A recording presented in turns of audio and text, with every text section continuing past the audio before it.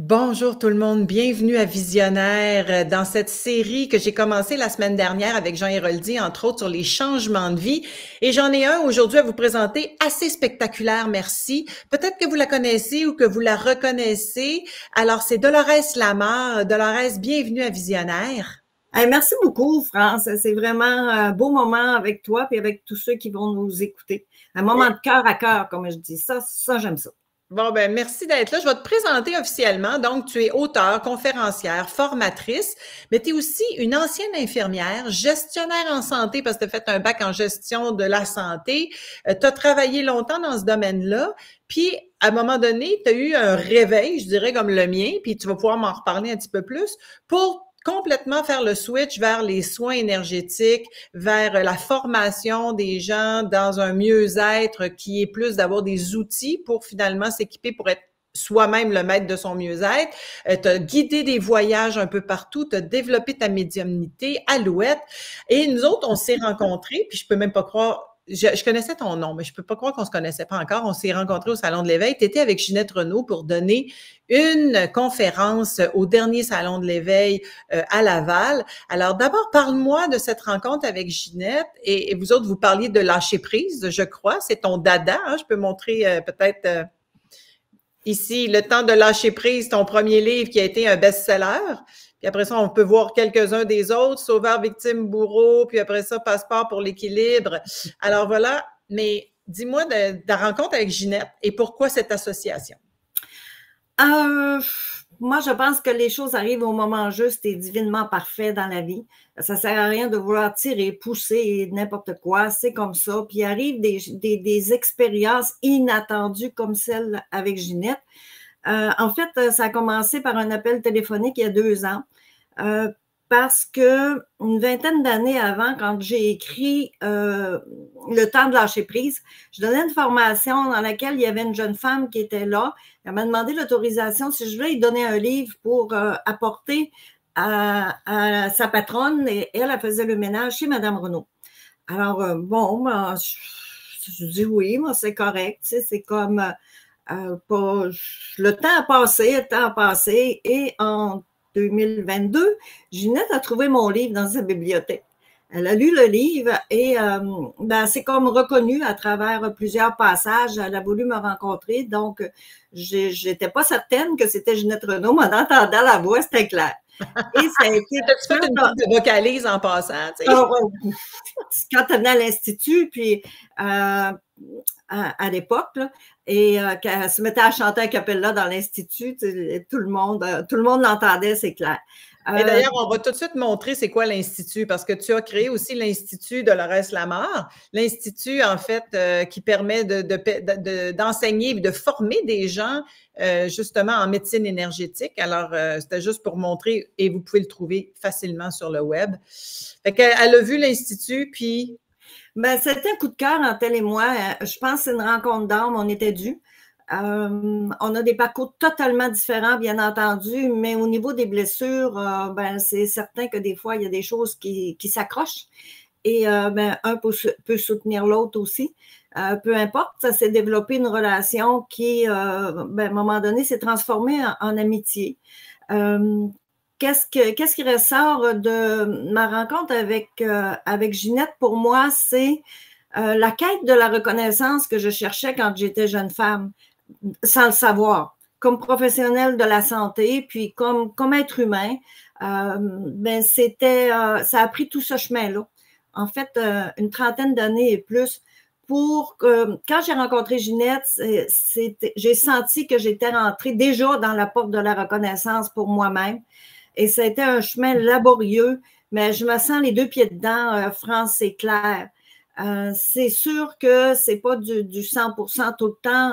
On est des humains, on a une nature divine, une nature spirituelle, mais aussi une nature humaine. Donc, des fois, je suis comme tout le monde, je suis dans ma nature humaine, puis je me remets en question, je suis peut-être moins dans la reconnaissance de moi-même, mais je retombe vite sur mes pattes parce que je voudrais pas retourner en arrière. Donc, on avance et c'est ça. Être avec Ginette, donner une conférence avec elle, pour moi, Et pour elle, le thème de conférence était la confiance. D'ailleurs, c'est le thème de mon prochain livre là, que je suis en train d'écrire sur la confiance, mais en partant de l'insécurité fondamentale qu'on peut avoir, qui n'en vit pas. Ouais, de l'insécurité. Mais donc, que ce soit affectif ou matériel, à un moment ou à un autre. Et ben, en fait, c'est le résultat d'un parcours d'une trentaine d'années pour moi. C'est de partir de l'insécurité affective, l'abandon à la naissance dans mon cas, et d'arriver à une reconnaissance, à me sentir totalement confortable avec Ginette, cette grande dame qui pour moi, regarde, écoute, c'est une âme, ça, cette femme-là, qui est colorée de lumière, juste son chant guérit. Alors, on est bien d'accord avec ça. Comme Céline, le chant guéri, qu'on aime ou qu'on n'aime pas, les personnages, les chansons, peu importe, fréquence guérie. Yes. Alors, on va revenir un petit peu en arrière de Dolores parce qu'effectivement, avant de créer l'Institut Dolores Lamar puis de commencer à donner des formations de soins énergétiques, et d'ailleurs, il y a encore présentement une cohorte qui a commencé cet automne de médecine énergétique. Donc, tu n'as plus pignon sur rue, mais tu es encore active en ligne et tu continues d'écrire. Chapeau. Mais il y a eu un point de bascule et c'est un peu ça le thème là, de notre visionnaire d'aujourd'hui, c'est ce changement de vie-là. Alors, toi, tu viens de la Gaspésie comme moi. D'ailleurs, on entend encore un petit peu l'accent, j'adore ça. Infirmière de formation, dédiée à tout ça. Puis un jour, tu me contais, puis je vais te laisser le compter, tu es aux soins intensifs, puis il y a une voix intérieure qui dit quoi? Oui, c'est ça. Donc, je suis infirmière aux soins, puis je ne sais pas pourquoi cette journée-là, je me revois là, avec ma petite robe verte. Je me revois là, tellement aux soins. J'étais à l'hôpital Charlemagne à ce moment-là. Et là, il y a comme une voix en dedans qui me parlait. Là. On se comprend, là, vous comprenez ce que je veux dire. C'était, une question qui a monté. Est-ce qu'il y aurait par hasard d'autres choses que la médecine traditionnelle, puis la psychologie, puis l'aumônier, parce que dans ce temps-là, il y avait des aumôniers là, qui venaient, donc la partie spirituelle, si tu veux, pour ne pas dire religieuse à l'époque, alors qui pourrait aider un humain, qui peut aider un patient, qui peut aider une personne. C'était ma question. Cette question-là, elle a resté en dedans, puis elle a tourné dans ma tête souvent, puis je l'ai oubliée. Et à un moment donné, peut-être une dizaine d'années après, il y a eu un gros crash dans ma vie. Dans l'espace de 6 mois, j'ai tout perdu. Je n'ai pas couru après ça, mais j'ai tout perdu. J'ai dû faire faillite. Je me suis retrouvée tout seul avec un poméranien. Plus de coupe, entre plein d'affaires. Quoi tu dis? Un petit chien poméranien. OK. Une boule de poil. Seul avec ton chien. Qui jappait à part de ça. Okay. Donc, c'était pour moi, là, j'en ris, mais c'était pas comique parce que j'ai pensé sérieusement à quitter ce plan terrestre parce que pour moi, j'étais Madame Parfaite. Hein? Moi, j'ai été éduquée chez les religieux, j'étais allée au pensionnat, donc à la maison, c'était l'armée, un général et c'était Madame Parfaite, il fallait que tout soit parfait. J'y ai perdu quelques plumes dans ma santé aussi. J'ai fait un gros burn-out aussi en même temps. Là. Et, alors là, je comprends le thème, d'où le lâcher-prise, là, oui, à un moment donné. C'est absolument essentiel pour sortir de ce moule-là de performance dans lequel on est tous pris parce que nos sociétés modernes attendent de nous des résultats. Là. Fait que, tu sais, il faut consciemment décider de quitter ce moule-là. Oui, puis ça se parlait pas dans le temps de lâcher prise. J'ai eu la sagesse d'écouter mes amies infirmières à l'hôpital quand j'ai fait ce burn-out-là, là, après que, dans tous ces événements-là. Et j'ai décidé d'aller consulter en psycho. Et pendant 9 mois, la dame, elle me disait, Dolores, lâche prise. Puis je disais, mais comment on fait ça? Ben, elle me disait, regarde en dedans, tu vas le trouver. Je pense qu'elle ne savait pas, mais elle me disait toujours ça. Et cette question-là du lâcher prise m'habitait, elle est devenue jour et nuit. Et je me levais la nuit pour écrire. J'écrivais, pour moi, c'était quoi le lâcher prise? Il n'y a pas personne qui peut me le dire. Il n'y avait pas de littérature là, à ce moment-là. Il y avait Guy Finlay qui avait écrit quelque chose en français. J'essayais de lire ça, puis je ne comprenais rien. 5 pages pour lire, 5 fois lire la page, puis je ne comprenais rien. Tu sais, quand ça ne va pas, là, tu vis beaucoup d'anxiété, tu as besoin de lire quelque chose qui est fluide, qui est simple, qui est vulgarisé. Bon. Alors là, c'était assez complexe. Ce n'est pas une mauvaise critique du livre, mais c'est comme, ça ne m'a pas aidé comme pas du tout. Donc, puis j'ai écrit une centaine de pages sur des feuilles de cahier à eau parce que je n'avais pas d'autre chose. Puis c'était, moi, j'aime écrire à la main. Et j'aurais jamais pensé que ça aurait été un livre. C'est une de mes amies qui m'a vu, puis qui a lu ça, puis qui m'a dit, ben, dans le reste, il faut que tu fasses quelque chose. Puis là, il y a eu toute une histoire pour que ça arrive jusqu'à l'édition, comme on dit. C'est tout un processus.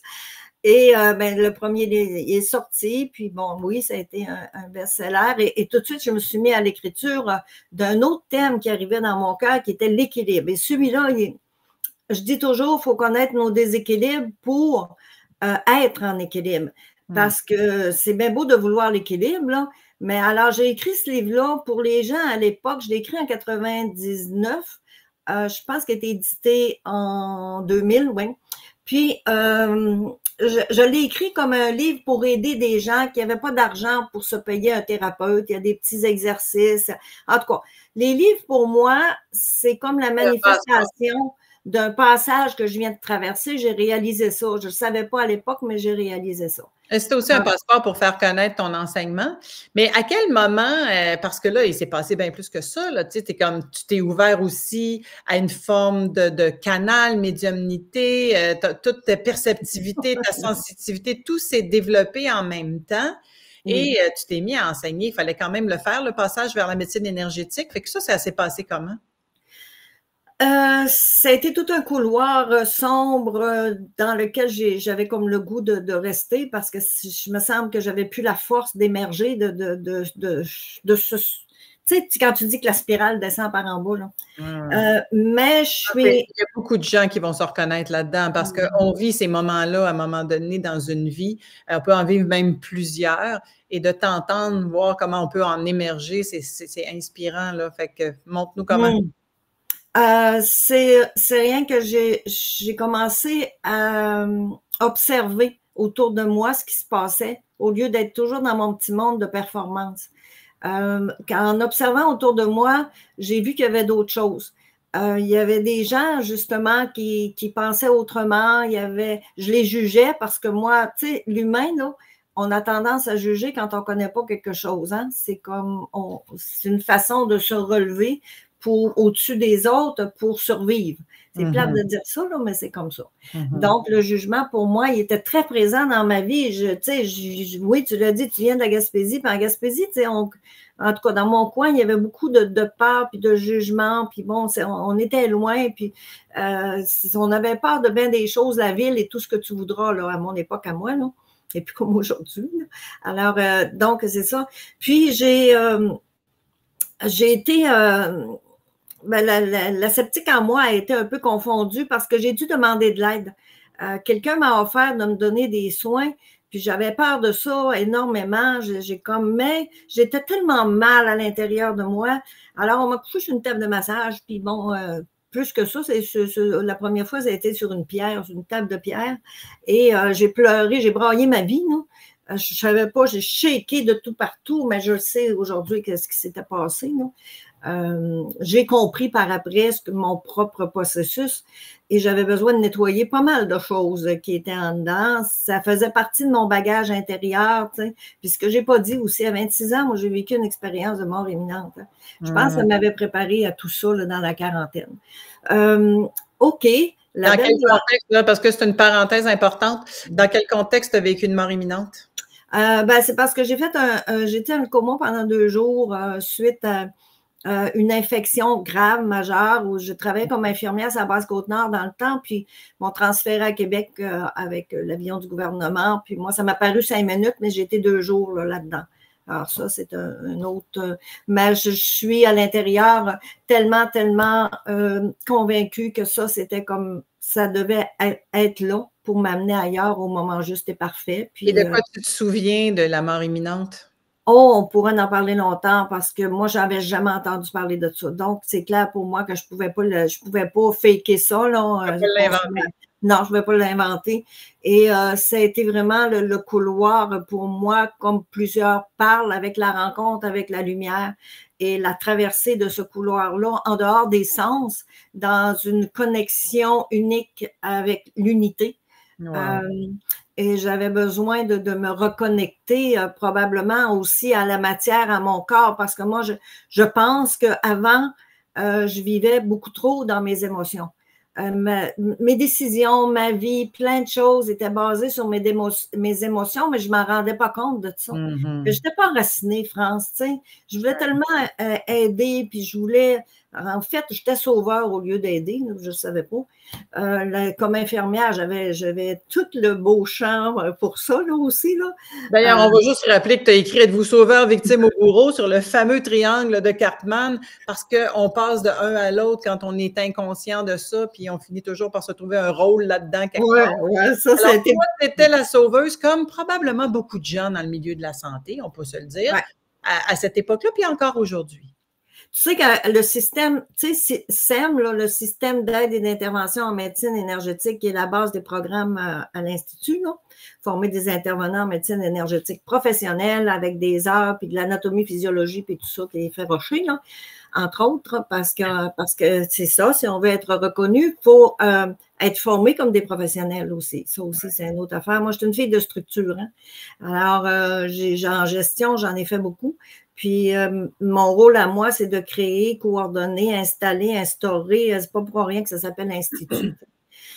C'est comme ça. Là, avant qu'on fasse le lien avec ton programme, là, finis ton histoire de mort imminente. Fait que là, tu as vu la lumière, tu es revenu avec ça, puis à 40 ans, on fait le saut, on revient, puis ça te rappelle qu'est-ce que tu as vécu, là. Et ça m'a plongé dedans. J'ai eu peur que je pensais que j'étais en train de devenir folle. C'est pas compliqué. Alors, mes sens prenaient comme une expansion qui était hors norme pour moi. Je n'étais pas enracinée. Tout ça. Alors, j'ai rencontré le Tai Chi, le Qigong à ce moment-là. Okay. Et je continuais d'avoir des soins aussi, puis ça me faisait du bien. Ces soins-là, ça m'apaisait, ça me calmait. C'est pas ça qui mettait du beurre sur mon pain, mais je faisais ça aussi. La vie me donnait ce que j'avais besoin. J'ai toujours eu à manger, puis j'ai toujours eu un toit sur la tête. Je pourrais en parler longtemps de cette histoire, de tout ce qui m'est arrivé, parce qu'il en est arrivé beaucoup. Mais la transition entre l'infirmière et la médiumnité, ça a été gros. Mais moi, je suis une personne très disciplinée. Très, très, très disciplinée. Alors, je me suis mis à l'ouvrage Qigong, Tai Chi, j'ai rencontré le Reiki, la méditation Siddha Yoga, qui en passant est une méditation qui est initiée. Donc, j'ai rencontré Guru Mayi, qui est un maître spirituel, un éveilleur de conscience et tout ça, que moi, je connaissais rien là-dedans. Je suivais la lumière jusqu'à m'amener, tu comprends? Je la suis encore avec toi, maintenant. Bon, c'est comme ça. Pour ça, on est tous pareils. Là. Moi, je ne connaissais rien à rien il y a 22 ans, puis je l'ai appris. Hein? Bon, voilà. 23 ans. Puis, tu sais, l'infirmière en moi, je voyais, on ne parlait pas de santé mentale à l'époque, tu sais, mais je me disais, ben, je suis en train de devenir folle, moi, c'est comme. Puis, non, je n'étais pas folle. Puis, je me suis intéressée beaucoup, moi, comme. C'est sûr que j'ai une formation en psycho au niveau comme infirmière et tout ça, mais j'ai valeur ajoutée comme autodidacte aussi, puis d'autres formations. Moi, la psychiatrie, la psychologie, c'est quelque chose qui a pris une grande place dans ma vie parce que ma mère, quand j'étais dans son ventre, elle a fait une psychose et ils l'ont internée avec Alice Robbie. Alors, c'est ma mère qui était à l'hôpital pour recevoir Alice Robbie, imagine-toi.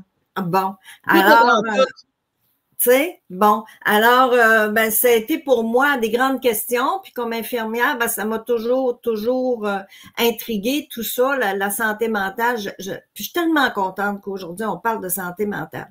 À l'Institut, là, on reçoit régulièrement, depuis, je dirais, les 15 dernières années, dans nos clients, des personnes qui viennent étudier, puis ils ont des problèmes au niveau, par exemple, TDA, TDAH, tout ça, c'est des personnes exceptionnelles pour les soins énergétiques, mais qui... Ils sont très branchés, là. Ils sont très perceptifs. Ouais, mais qui ont besoin qu'on croit en elles, ils ont besoin de travailler des choses dans leur insécurité, puis il y a des façons de travailler avec ces gens-là, puis j'en ai développé une que j'ai enseigné, parce que moi, j'ai eu une équipe jusqu'à 8 personnes de formateurs autour de moi, là.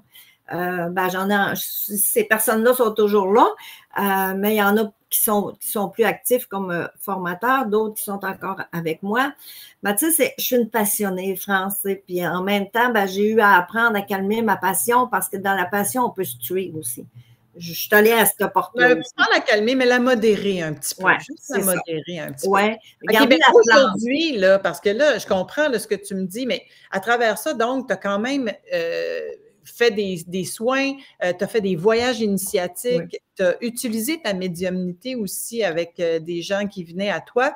Mais aujourd'hui, là, qu'est-ce que Dolores Lamar, parce que est-ce qu'on peut dire ton âge? Oui, j'ai 6 douzaines d'années. Bon, 72 ans, toujours aussi active, aussi passionnée, modérée un petit peu. Oui. Qu'est-ce qui te motive encore aujourd'hui à faire tout ça? L'amour de l'humain. Non, c'est une bonne réponse. Je regarde ce qui se passe aujourd'hui. Écoute, je pense que je suis une Jeannette Bertrand à ma manière, là, puis je vais l'être jusqu'à temps que je meure, pas capable d'arrêter ça. C'est ma flamme en dedans. Puis, je suis contente. Il y a une évolution, France. Tu sais, quand j'ai commencé, j'ai rencontré le mot Reiki, un petit mot de 5 lettres là, que il a passé au bac, puis ici, je l'ai jugé. Là, je ne savais pas c'était quoi, je n'avais pas. Mais mon Dieu Seigneur, il m'a tellement fait de bien, il est encore dans ma vie, tu sais bien ça. Mais à ce moment-là, tout ça était sectaire, était comme... Donc, quand j'ai développé aussi mon appel à l'intérieur, j'étais en Égypte, dans la Grande Pyramide, dans la supposément chambre du roi, puis là, j'entends des affaires de créer une école, puis là, je dis, j'ai pas pris de bière, là, moi, là, c'est comme le taux vibratoire est haut, merci beaucoup. Mais si je peux me permettre, ça s'appelle la perceptivité. Tu entends ça dans ta tête, mais c'est pas comme un cornet de l'au-delà qui apparaît, c'est une perceptivité, ça se plaque dans notre cerveau. Nous autres, on enseigne ça dans le livre Connexion, Pierre Lessard et moi. C'est accessible à tout le monde, mais c'est juste que toi, tu t'es permis finalement de l'entendre puis de le mettre en action. Écoute, France, c'était vraiment... Tu sais, ton émission s'appelle Visionnaire. Moi, je trouvais ça extraordinaire, des visionnaires autour. Tu sais, j'ai vu des grands visionnaires au niveau économique, sur le plan économique, à d'autres niveaux dans le monde. Puis moi, je regardais ça, puis j'admirais ça énormément. Mais tu sais, aujourd'hui, je reconnais qu'il y a une partie de moi qui est visionnaire, c'est certain. Hey, si tu savais comment j'ai eu peur de créer cette école-là, j'ai écrit ça sur un papier, puis ça a été 1 an et demi dans un tiroir. Mais quand je l'ai écrit, j'avais toute la structure du programme SEM, puis j'avais la structure des formateurs pour 3 ans, puis j'avais tout ça. Puis l'Institut, c'était incontournable que j'appelle ça Institut. Puis si vous allez sur mon site, la première page, vous allez lire qu'est-ce que j'entends par un institut. Et c'est pour moi l'équipe multidisciplinaire. Puis on s'en va vers ça aujourd'hui. Oui, c'est vrai, c'est lent.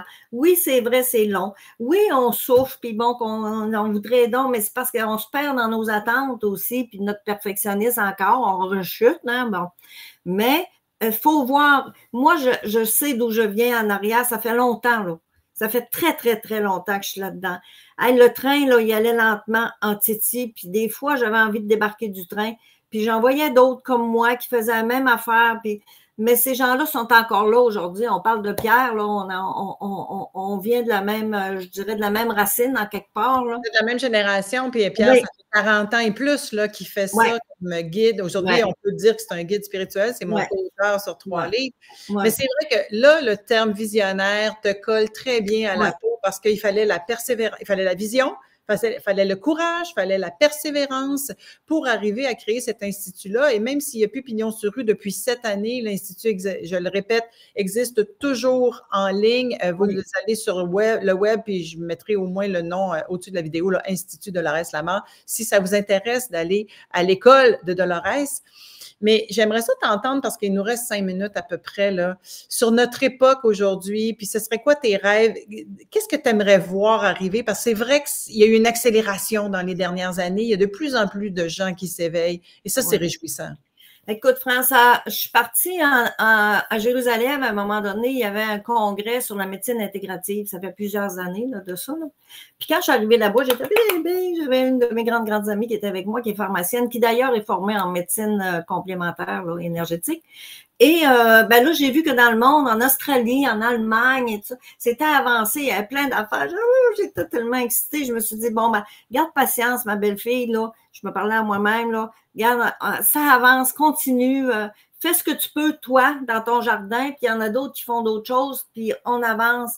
On ne faut pas mettre la charrette avant les bœufs, là. Donc, allons-y, soyons patients, respirons par le nez, mais avançons, restons solides.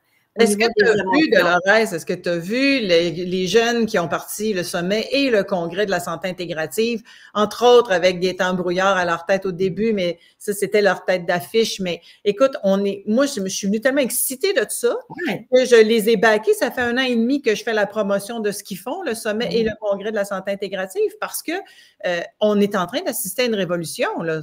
Oui, absolument. Puis tu sais, je le vois, je sais pas, regarde, quand tu penses là, que les assurances, là, bon, il y a une association, pour ne pas la nommer, Ritma, qui travaille très fort pour la reconnaissance des médecines là, complémentaires, alternatives, intégratives, bon, on ne sait plus quel mot prendre, là. Mais regarde, les assureurs, pour les massothérapeutes, reconnaissent le Reiki comme une pratique de masso, tu vas me dire, mais ils peuvent donner des reçus. Hey, si c'est pas une avancée, ça, c'est quelque chose. Donc, tu sais, il faut prendre ce qui est là, puis avancer avec ça, croire. Tu sais, moi, c'est mon credo. Le mieux-être par l'équilibre, là, favorisant la santé, c'est mon objectif. S'il n'y a pas d'équilibre, France, là, donc les soins, ça aide aussi à un équilibre parce que c'est complémentaire, c'est préventif, ça permet de diminuer les tensions, ça joue sur l'anxiété pour se calmer le pompon. En même temps, ça éveille, est-ce qu'on peut dire le mot conscience, mettons-le. Oui. Donc, tu sais, c'est tout là. Il y en a qui se découragent. Il ne faut pas se décourager, mais il y a une affaire, il faut rester structuré. Il ne faut pas faire du n'importe quoi. Faut pas. C'est important d'avoir les deux pieds à terre, d'être bien aligné. On veut une reconnaissance à un moment donné professionnelle. On veut être reconnu par les professionnels de la santé qui œuvrent. J'en suis une ancienne comme infirmière, mais je parle des médecins, je parle des organisations. C'est pas demain, mais ça commence. Combien il y a de médecins qui sont initiés au Reiki? J'en nommerai pas, là, mais je parlais justement il y a 2 semaines, avec un médecin qui est intensiviste. Et eux autres, ils ont fait un petit comité de médecins ensemble parce qu'eux autres, ils poussent puis ils essayent de faire entrer les médecines complémentaires parce qu'ils y croient. Ben et moi, là, tu parles d'ici au Québec, là. Oui, d'ici au Québec, là. Ah, extraordinaire. On n'a pas nommé Raphaël Lévesque et Dr Dion et tout ça, et tout ce beau bassin de personnes qui y croient. Mon médecin que j'avais avant est initié au degré 2 de Reiki. Bon, il y a de plus en plus un monde de femmes qui rentrent dans la médecine aussi. Oui, puis ça crée beaucoup d'ouverture, puis d'empathie, puis de compassion. Oui. Et moi, je voudrais rajouter, Dolores, pour ne pas l'oublier, que quand même tout part de soi. Alors, on n'est plus non plus à l'époque de dire, écoute, guéris c'est toujours le même exemple que je donne, là, guéris mon cancer du poumon pendant que je vais aller fumer une cigarette, ou guéris ma cirrhose pendant que je vais aller prendre un scotch, ou guéris, tu sais, bon, c'est plus ça. Alors, c'est important que les gens reprennent leur pouvoir aussi dans la prévention pour comprendre le corps humain, comprendre qu'il y a besoin de la bonne essence, parce que si tu lui donnes pas le bon gaz, ben c'est sûr que la machine, elle va rouiller, là. France, il faut replacer l'humain au cœur de la guérison. Dans les années 70, là, moi, j'étais au monde dans les années 70, j'étais jeune infirmière, là. Ben, c'était l'État-providence. On nous a tout donné, puis là, c'est comme si tout le monde était le sauveur de, tu sais, tu pouvais plus rien faire par toi-même, puis tu avais juste à demander, puis on va t'aider, là. Tu sais, ça marche, là, c'est peace and love, c'était ces années-là. Mais ça a resté dans la tête des générations encore. Il faut changer des valeurs, puis c'est long changer une société. Puis les systèmes, les institutions d'une société avec leurs couleurs, ils sont ce qu'ils sont. On doit accueillir qui sont comme ça, puis les accueillir dans leur résistance, mais juste leur montrer notre solidité. Puis l'importance, je le dis, je le répète, de replacer l'humain au cœur de la guérison, de le responsabiliser dans le sens de s'éveiller à d'autres outils complémentaires et préventifs aussi. J'ai eu un cancer. Tu as dit le mot que je voulais entendre, la responsabilité. Oui. On a beaucoup de droits dans nos États-providence.